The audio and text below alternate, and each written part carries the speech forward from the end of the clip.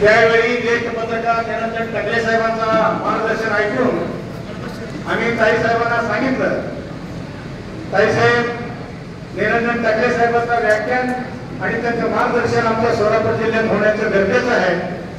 त्यावेळी आदरणीय मैत्री साहेबांनी पुढाकार घेतला आणि निरंजन टकले साहेबांना सोलापूरमध्ये आणायचं या पद्धतीने आम्ही सगळ्यांनी पंडितरावांना निरोप दिला।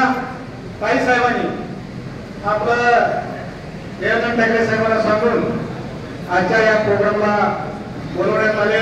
मी प्रथमतः दक्षिण सोलापूर तालुका विधानसभा मतदारसंघाच्या वतीने आदरणीय निरंजन टकले साहेबांच्या मनापासून मी आभार मानतो आणि धन्यवाद त्यांना देतो। मित्रांनो, मी जास्त वेळ घेणार नाही, 4 ते 3 ते 6 आपला टायमिंग होता। आता आपलं मत परिवर्तन करावं, मन परिवर्तन व्हावं। 10 वर्षामध्ये भाजपने केलेला पापाचा धडा कुठेतरी बंद झाला पाहिजे।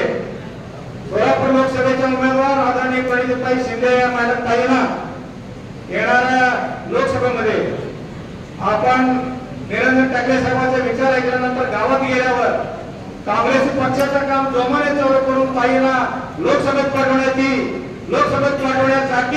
हा संकल्प मिळावा सोलापूर विधानसभा मतदारसंघाचा या सभेच्या घेतलेला आहे।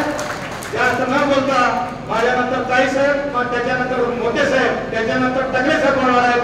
म्हणून येणाऱ्या लोकसभेमध्ये ज्या मध्याच्या आमदारमध्ये बऱ्याबऱ्याला पाणी पाजून आमदार म्हणून निवडून आलेल्या माझ्या ताईंना लोकसभेत पाठवण्याची विनंती करून 2 शब्द